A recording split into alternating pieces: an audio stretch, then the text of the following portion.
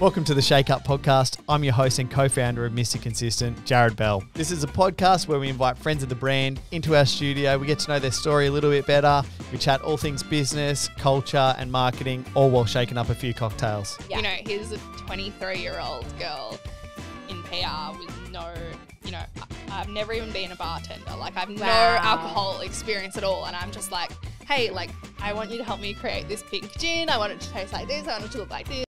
Hello, guys, and welcome back to the Shake Up Podcast. I am Sarah, your host for today, and I have a very special guest with us today. Ellen, would you like to introduce yourself? Yes, I'm Ellen, founder and director of Baby Pink Gin. Baby is Australia's premium pink gin that stays pink when mixed. So good. Yeah. And it's super cute as well, guys, and we can't wait to chat all things Baby Pink Gin and get into Ellen's journey. Yeah, super exciting. So we are sitting here today with our very own Baby Pink Gin Cosmos. Cheers, gal. What inspired you to make this? So I guess I'll just go back a little bit. So I work in PR and marketing originally. I co-direct a PR agency with my mum called Flaunt Marketing. And that is amazing, but I think I always just had the yearning to do something on my own. Yeah. So basically, mum started the PR agency when I was born. Wow. She was head publicist at a big company, and then she got pregnant, and back then I guess maternity leave wasn't so great. Yeah. So she just said, screw you guys, I'm going to open my own agency. Yeah, cool. So she's had that for 26 years now. Wow, that's a long time. Yeah, when I was in high school, I was like, well, what do I want to do at uni? That whole thing that everyone goes through. And I'm like, well, it's obvious. My mum's life was always so glamorous and fun. She always had such cool clients, shoes, fashion, makeup. She's going to Sydney every week and, so fun. So I was like, well, obviously I'm just going to do PR. That looks like a sick job. Yeah. So went off and did that straight after uni. Did that for 3 years, and on my final year of uni, mum said that she was kind of sick of having the whole team and multiple offices and stuff. She'd been doing it for over 20 years. Yeah. And she basically wanted to either go off as a consultant or bring me into the business. And I was like, oh my God, I didn't really plan on going into the business that early. Yeah. I hadn't worked at any other marketing agencies. So, I was like, well, if it's kind of now or never, then of course, let's do it. Just the two of us. So that's been amazing. And I was really thrown in the deep end and ended up heading a lot of big campaigns really, really early. Yeah. But yeah, I guess it just meant that I wanted to do something out on my own. And after a few years, I felt that I had enough experience in branding and PR and marketing. So I thought, I think I can definitely do a product. And then it was just about what do I want to do, and So why gin? Why Baby Pink Gin? A lot of people ask that. So yeah, I was just in Dan Murphy's one day, and I was kind of getting to the point where I was at that age where I was kind of moving away from cruises and stuff like that. Aperol Spritz was having their big boom. But I was really educating my palate in gin. At this point in time, a lot of the big distilleries were opening up and gin was starting to boom. And I think only then was the consumer palates were actually getting to know a good gin. Yeah, right. So I was doing a lot of that, but I couldn't find one that, I felt like I was taking a massive leap from pretty looking cocktails to a premium spirit, because when I went to the premium spirits aisle, specifically the gin aisle, I just didn't really vibe with any of the bottles or any of the branding. Yeah. And I quickly learned that was because it's just a very male dominated industry in the distilling world. Yeah. So that really comes out in their bottles and their branding. So I was like, I love these Aussie gins, but firstly, you can't create a lovely looking cocktail with them easily. Yeah. And I just don't vibe with any of the brands. And the more I kind of looked into it and thought about it, I started to get a little bit angry because I was like, hang on, why is it that, you know, pink equals lesser quality, more masculine branding equals more premium? Yeah. Right. I'm like, why can't we have both? Like, Yeah. why can't something pink and girly also be like super premium, you know, super up there with the rest of the gins? Absolutely. So I was like, I'm just going to do that. You know, Yeah, I'm just going to make cool. like a super feminine spirit, and Yeah. it's going to be good, and it's just going to confuse everyone and they're going to love it. How amazing. That is such a cool like journey and story for you. Did you find that working with your mum and coming from like a family of entrepreneurs really helped like develop the product? Yeah, I think it gave me a lot of confidence. I come from, and I know a lot of people have kind of the opposite experience, but for me, pretty much everyone in my family, from like parents, step-parents, grandparents, they all own and run their own businesses. Yeah. So growing up, I never experienced them having to answer to a boss or, you know, felt like they couldn't do something if they wanted to do it, you know. Yeah. And I think, yeah, as I say, I think that's a different journey to most entrepreneurs who Yeah. grow up with parents who, you know, have 9-to-5 jobs and Absolutely. bosses and stuff. Yeah. Whereas I think that's what gave me the confidence to be able to do it so young. I'm like, oh yeah, no, just start my own business. Like that's Yeah. fine. And Yeah. don't have to answer 21 and Yeah. you can just do it. So that really did give me the confidence. And plus I have a lot of flexibility working with my mum. Yeah. She's super proud of me. Wow. Lets me, you know, work around my time and stuff and Yeah. balance both jobs. Yeah. She's actually, while I'm here in Queensland for the week, she's the one packing all the orders, you know, doing all the Wow. Shopify stuff. So How good's that? yeah, she's very supportive and she loves gin. Little power team. Yeah. That's amazing. Yeah. Has gin always kind of been your favorite spirit, like your go-to spirit? Yeah. So again, like inspired by my family. My family has a lot of strong women. Yeah. my I love that. my grandma loves gin. Yeah. My mum loves gin. Mhm. So part of the reason that I wanted to do it was to basically like be able to give them free gin for life and create something that they really love. I love that. That's Um, amazing. My grandma, you know, she loves it. She goes through so much. Oh my gosh. And I'm just so like proud to know that, you know, she doesn't buy any other gin and she Yeah. just genuinely, it is her favorite gin. Wow. So yeah, we've always been into it. That's so cool. And how do you usually drink it? Like, what do you usually pair with it? Well, we have a bunch of different cocktails on our website, but Yeah. usually, I mean, the easiest ones are either the Mr. Consistent Cosmo Mix. Absolutely, Obviously, for like we're sure. drinking today. Yeah. That's just like super easy to Yeah. ingredients. Yeah.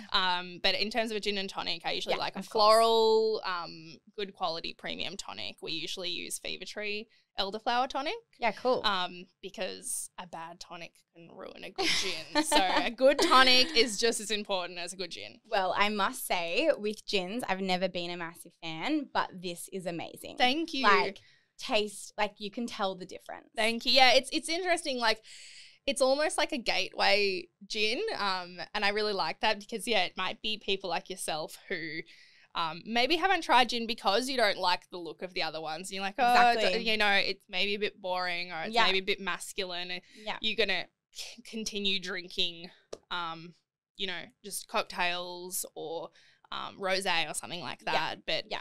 I think, you know, people do want to be educated in gin. So it's sure. it's a nice kind of entry level gin for people who aren't Yeah. typical gin drinkers. But I also find that people who love gin Yeah. love it as well because, as you know, like it's not as sweet as it looks. It's Yeah. still a really dry juniper heavy gin. So Yeah. juniper is like the key Right, ingredient in okay. gin. Gotcha. So yeah. That's so interesting. And the bottle is super cute. I'm holding Thank it you. right here for everyone listening at home. Did you come up with like the product design and the branding and everything yourself? Yeah. Wow. I basically do everything. Oh my gosh. It's just, yeah, it was a slow process Yeah. and just, you know, the whole business is funded by my savings. Wow, We have that's no incredible. outside investment. Yep. So when you're dealing with your own money and other people's money, but with your own money at my age especially, you want to get everything right and there's really no Absolutely. room for mistakes. So Yeah. I was willing to take the time to learn how to do things and learn how to do Yeah. things properly and, you know, so that I wasn't screwing up because, one big screw up probably would have cost the whole business to go down the drain. So Definitely. yeah, I wish we had one of the big bottles. These are just our little ones. I but know. yeah, I wanted the pink liquid to be the standout, really. Yeah, so good. And it makes it that like a little bit more feminine, and yeah, I love it. So obviously this kind of thing doesn't happen overnight magically. What was the process like for you? Like, what was the step-by-step in actually going from concept to on shelf? Yeah, I mean, it's a bit of a blur, to be honest. It probably from, not even from idea, but like from saying, okay, I'm actually going to do this. I'm fully going to commit to this. Yeah. Probably from then until like being able to be like, here we are with a bottle of gin. Yeah. It's probably 18 months. Wow. So as I say, like I was just learning everything. Yeah. So I had the confidence to do it because I knew that I could do all the marketing, all the PR, all the branding, the socials, that side of it. Yeah. But obviously I've never distilled a gin before. Yeah. Never set up a company before. So even though I do work with family, I'd never set up a company before. So I had to figure out everything. And I slowly realized that I'd probably picked one of the hardest markets to break into, just from like legalities and licensing. Absolutely. Like alcohol is such a like touchy thing. And like I wouldn't have a clue about it, or like where to start, who to go to. Like that would have been. And I didn't either. So I think like I always tell people, like I love hearing like people's secret little business ideas that they want to do. Yeah. And it's like, just do it. And they're like, I don't know how. And it's like, yeah, no one does. Like you just got to start. You literally just have to start. Yeah. So, it was scary. Like obviously alcohol is really serious. The tax office takes it very seriously. We take it very seriously. The government takes it very seriously. There's a lot of, and so there should be, rules and regulations about selling a drug to the public. So it's all well and good to be like, I want to make a cute little pink gin, but there's so many, liquor licenses and things that excise tax and things that you have to be doing perfectly, because if you don't do it perfectly, then they're going to get you. So that, I think that was a little bit scary, and I really took the time to make sure I was doing the right thing. That's crazy. Wow, good on you. And you obviously are a female and you own this business yourself. How do you find it being a female in such like a male-dominated industry? Yeah, it's it's been interesting. I kind of like it because I kind of like proving people wrong. I love that. But girl power. But yeah, I guess the next part of creating the product was finding someone to actually distill the gin. So basically, like I had two options. I could either start a distillery myself, which probably costs like $1 million. So that's not happening. And then it was, well, maybe someone will help me develop it, and I can use their stills and their distillery to kind of help me create it. And at this point in time, it happens a little bit more now, but at this point in time, it really wasn't a done thing. So it's called contract distilling now. And when I was reaching out to all the local distilleries and speaking to people in the industry, I very quickly realized that I probably wasn't going to be really wanted or liked within the industry. Here's a 23-year-old girl in PR with no, I've never even been a bartender. Like I've no alcohol experience at all. And I'm just like, hey, like I want you to help me create this pink gin. I want it to taste like this. I want it to look like this. And these guys are like, what? They're either like straight up no, or they're like, yeah, sure, we'll help you, but you can kind of tell that like they don't really get it. I think the industry really underestimates the amount of women that enjoy a premium spirit, absolutely, and really don't like cater to it. And I think people they think that if they create something masculine, then they're going to get males and females. If they create something feminine, then they're only cutting out half the market. Gotcha. But they underestimate how much like females love to drink. Something pretty and something they relate to. So, yes. So I had a lot of people in the industry tell me like I couldn't do it, or it couldn't be done, or I shouldn't do it. And I was quickly like, okay, they don't want me. But, I've done it, and it's like been a great success. So I'm just like, see, you know, there's all these girls, and it's not just young girls, like a lot of our customers are women, you know, of all ages who love to drink it. Yeah. And it's like, you know, obviously this segment of the market was crying out for something like this. Yeah. And, you know, most of the industry being men, no one listened. So we're actually the only 100% female-owned spirits company in Australia. Wow, that is incredible. Yeah, that I didn't go out, so you know, cool. seeking that. It just it's just what it is. It just is that way. Yeah. So. Wow, and that would have been quite like disheartening at first, like getting the no's and the pushbacks, but you've done it and you're here. Yeah. And it has been a success, which is so great to see. Thank you. So good. So did you anticipate on Baby Pink Gin being such a success? Like, what was the moment where you're like, wow, this is actually working and this can be a success? Yeah, I mean, obviously you want everything you do to be a success, but and I had a very strong gut feeling that market segment was there, you know, women who wanted something girly. I was like, oh, maybe it's going to be too girly, maybe it's going to be too pink. But, you know, the second we started doing tastings and like I was doing tastings with my friends and family, and they were just like loving it and talking about it to everyone. And we started getting like some media attention and people, you know, being like, oh my God, need. Then I was like, okay, there are going to be so many women who want this. Absolutely. And yeah, we're still like, even 2 years in, like people discover it every day and try it every day. And I love, you know, I love their reactions when they do take that first sip, because they're like, oh my God, this is actually, it tastes like a quality gin, but it's really pink. And you kind of have to like, your brain kind of has to be like, okay, like. How do you make it pink, if you don't mind me asking? Like, obviously gin is clear. Yes. How do you make it pink? So it's distilled clear. Yeah. So when you distill gin, you basically put all the botanicals in and it like seeps in these botanicals. Yes, okay. So a lot of them like are pinkish. So we have organic pink rose petals, we've got chamomile, lemon verbena, raspberry leaf, coriander seed, and then like heaps of juniper. Yeah, okay. But no matter what you do, like it's going to come out clear.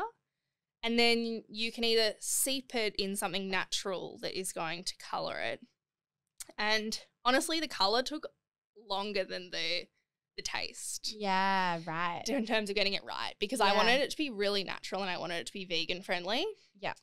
But we went through a lot of rounds where if it was left even in a cupboard or in the sunlight, it was just like turning. The colour wasn't stable. So it was turning like a yellowy colour sometimes. Sometimes it would turn orange. And obviously in a matter of weeks. Yeah. Using the supernatural methods.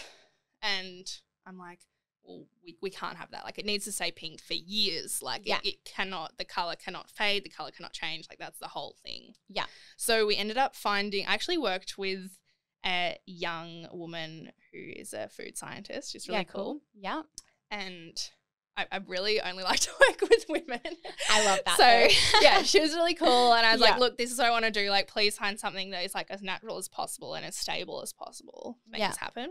So she did find an ingredient that is it's natural, vegan friendly, and super stable. So that's an added colour afterwards. Yeah. That's amazing. So cool. And how do you think like being the first woman-owned alcoholic company, how do you think it's kind of like broken the mold of the male-dominated industry and like setting the path for future women that are going to join the industry? Yeah, so I guess it's not even about, you know, not even about my industry, but all industries, and just like making women more heard. And I love this book and this movement called Feminists Don't Wear Pink.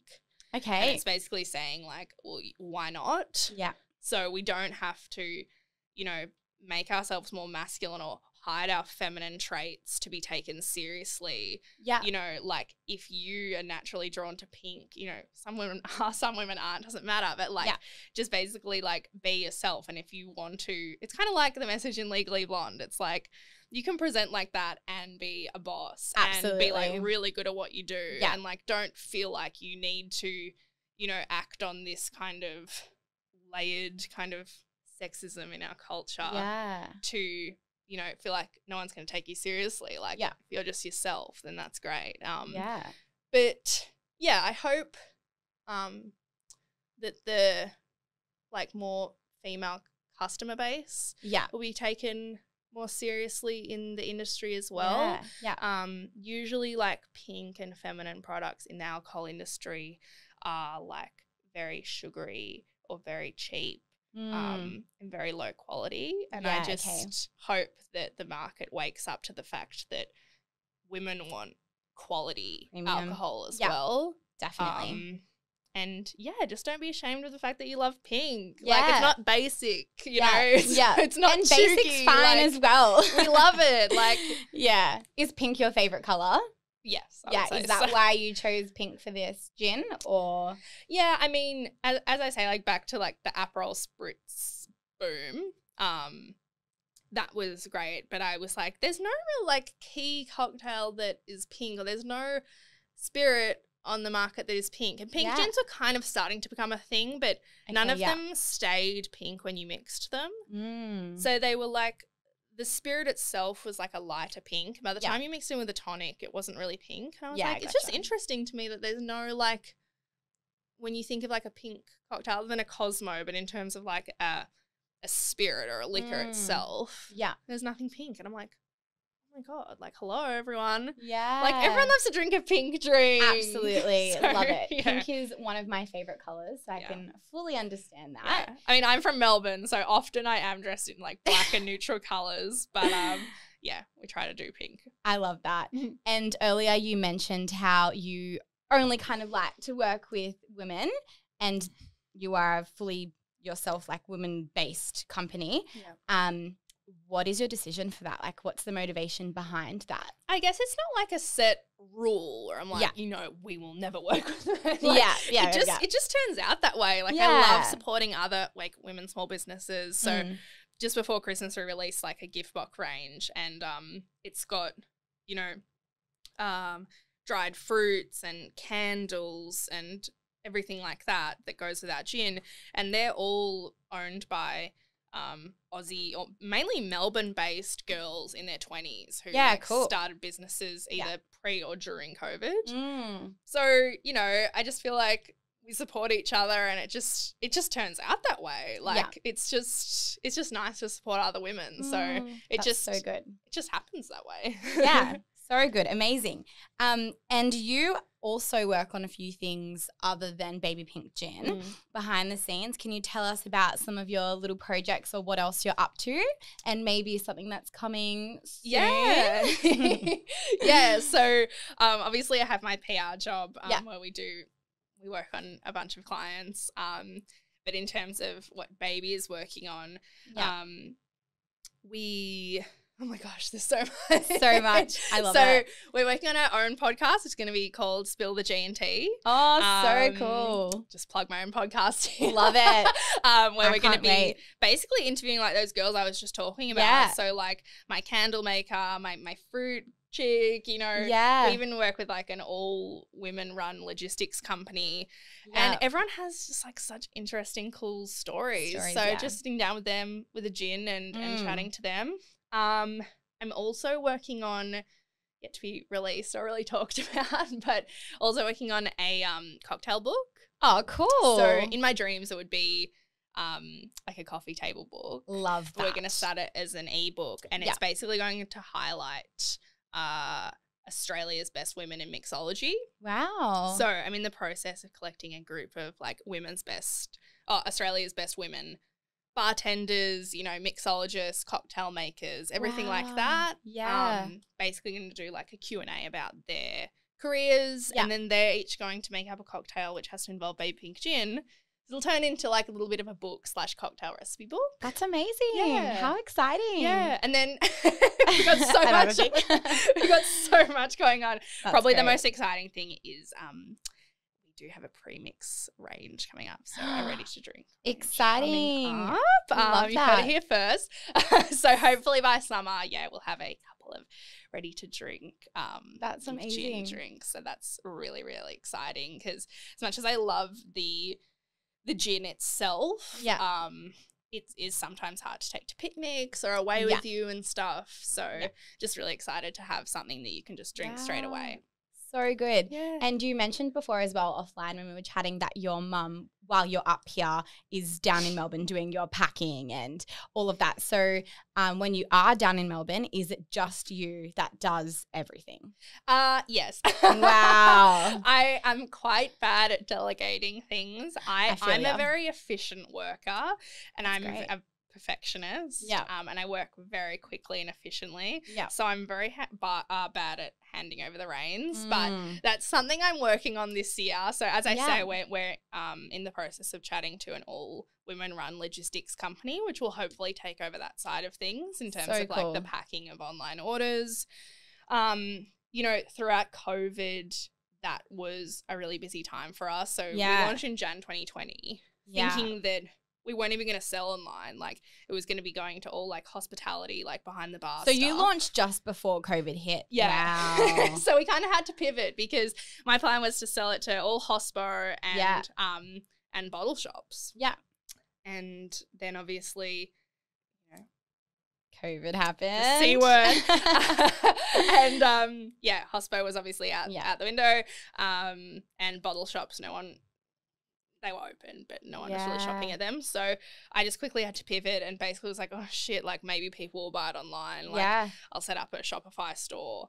And we did like 90% of our sales on Shopify in the first at least 12 months, maybe 18 months. Wow. Which was amazing in terms of like profit, like our forecasted profit, because we were selling everything direct. So that opened up a massive customer base like all over Australia. Yeah.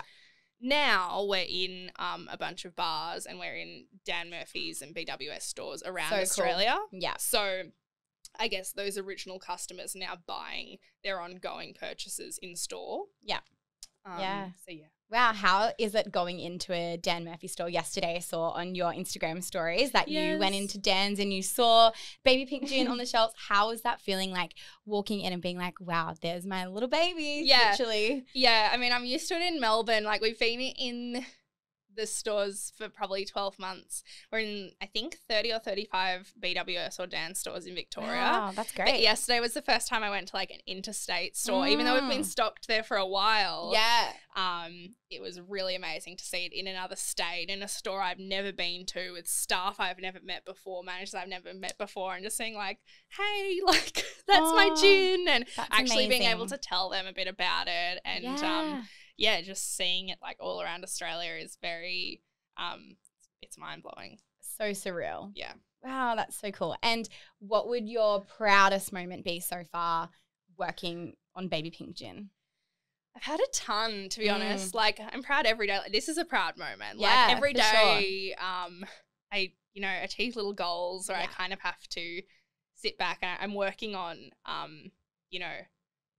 just kind of sitting back and being grateful for every single little win that we get. Absolutely. But probably the main ones along the way, like we've won 2 International Spirit Awards, which was really amazing because it really kind of put us on the map and got us really taken seriously by the by like all the businesses in Australia. Yeah. So, even though we were in like the biggest retailer in Australia, once we had like a couple of awards under our belt, it's like, okay, like it is actually a good gin without even having to taste it. People know it's a good gin. That's amazing. I guess like just everyone wants to make their family proud, I guess. Yes. And like without getting too soppy, like probably like our highest viewed TikTok is this one of my grandpa labeling. I was about to bring that up. Yeah. So I just had like this old video of my grandpa labeling gins because we couldn't afford to label it any other way. So we would go up on weekends, like for full days, and I'd either go up with my mum or my stepdad, my grandpa, or like a few of my girlfriends, and we would just like sit there like labeling. Gin. And so I just had this video and put it on TikTok, and it just like went viral, which is so amazing.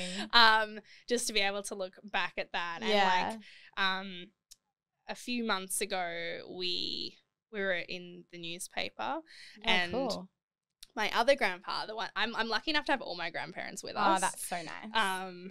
But my other grandpa, he not getting soppy. He's like going downhill a little bit. Yeah, And yeah. just as this article was coming out, I was going to see him, and my brother called me before I went and said, like, don't be shocked. This is kind of like after COVID, we couldn't visit him for a long time. Yeah, yeah. And my brother was like, you know, don't be surprised if he doesn't remember who you are or like stuff like that. And Yeah, so all sad. he could talk about was like this newspaper article and like a picture of me, and like he had that like article in the paper That and is he's like, so nice. how's your baby pink gin going? And like I love this article, and I've been showing all my friends in the nursing home, and like so proud of my granddaughter. It was like, it was obviously something that he was so proud of that it stuck in his mind. Yeah. And yeah. it was just like so nice to know that he was truly really like proud of me and wanting to talk about me. So that's always nice. I love that. That is so nice. Well, it has been so good chatting with you. Me and too. You've even inspired me as a woman to, you know, take the world by like, Just do it. Yeah, you know? like- just do it, and don't listen to, you know, people who say you can't. Just because it hasn't been done before doesn't mean it can't be done by you. yeah. And we're so excited to see what's in like store for you in the future. And I think your podcast is going to be amazing. Thank and you. You're going to set such a good example for other girls and women in the world. I hope so. Yeah, it's been really nice. Where can people find you on Instagram? What's your handles? Yeah, so handles, my personal handle is Ellen Weigel, and the Baby Pink Gin handle is just Baby Pink Gin everywhere. So Instagram, Beautiful. TikTok, Facebook, Pinterest, Yeah. and babypinkgin.com. Amazing. And we'll leave all of that in the show notes below. Awesome. Just before we wrap it up, we do have a card game, the Shake Up card game. Okay. It's a Would You Rather.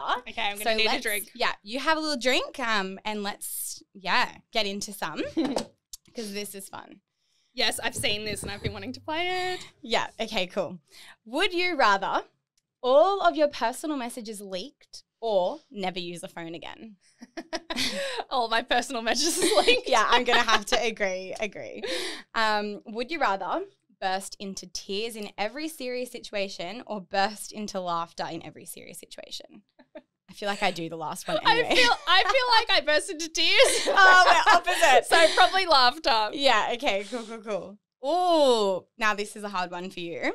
Would you rather never have another sip of alcohol or lose the ability to taste food? I know you love food. We were just chatting about all the restaurants that you're going to while you're up here, but you also own an alcohol company. I mean, so for the sake of the business, I would have to keep alcohol over food. oh, that is dedication. I would definitely not be able to do that. Wow. Oh, okay. This can be the last one. Would you rather walk in on your parents or have your parents walk in on you? Well, my parents have been divorced for 20 years, so that would be really weird if I walked in on them. Yeah. So they can walk in on me. And you know what's happened before, so that's fine. Oh my gosh, I love that. How good. Well, thank you so much for playing. And if you guys listening at home want to play the Shake Up card game as well, you can find it online at mrconsistent.com.au, and we'll leave it in the show notes below. Amazing. Thanks so much for joining us, Ellen. Thank you. So good. That's today's episode. I hope you enjoyed it. You know the drill. Like, subscribe, leave a review. Go show the Shake Up some love and stay connected. Don't forget you can watch all of our episodes on YouTube. Also, jump over to our Shake Up Cocktail Gang Facebook page where you can find out who's coming up on the podcast. And if you've got questions for them, I'll ask the bloody questions. You can also use the code SHAKEUP for 10% off on mrconsistent.com.au. Thank you so much for listening, and just remember, shit that's fresh.